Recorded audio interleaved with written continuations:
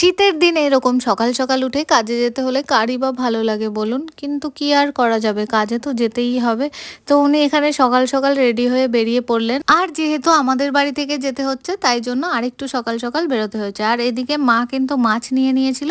এটা কিন্তু জ্যান্ত জ্যান্ত খলসে মাছ ছিল, যেটা আমার খুব পছন্দের। আর সাথে অনেকটা চুনো মাছও ছিল। তো মা মাছগুলো কেটে নিচ্ছিল আর পাপা এদিকে গাড়ি চড়ছিল। আর ফুলি কি বলছে একটু শুনুন। হ্যাঁ, কি গিফট দিয়েছে?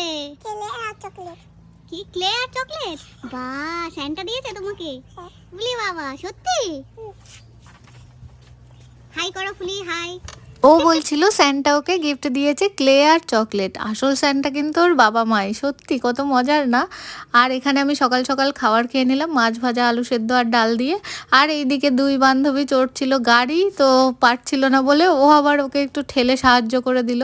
তারপর এদিকে মা ভাত বসিয়ে দিয়েছিল, তাই একটু আমি জাল দিয়ে নিলাম। ভাতের পরে এখানে গরম জল করে স্নান টান করে একটু রোদে বসলাম। তারপরে আবার দুপুরের খাওয়াতে বললাম যে ওই যে খলসে মাছের ঝোল ছিল, আর একটা মাছ ছিল, যদিও ওটা ভিডিও করা হয়নি, ওই যে চুনো মাছগুলো ছিল ওটারই ঝাল হয়েছিল। আর এদিকে রাতে ছিল রুটি আর আলু চচ্চড়ি। তো এই ছিল আমার বাড়ির একটি ছোট্ট মিনি ব্লগ। কেমন লাগলো অবশ্যই জানাবেন, ভালো লাগলে লাইক করে দেবেন। বাই।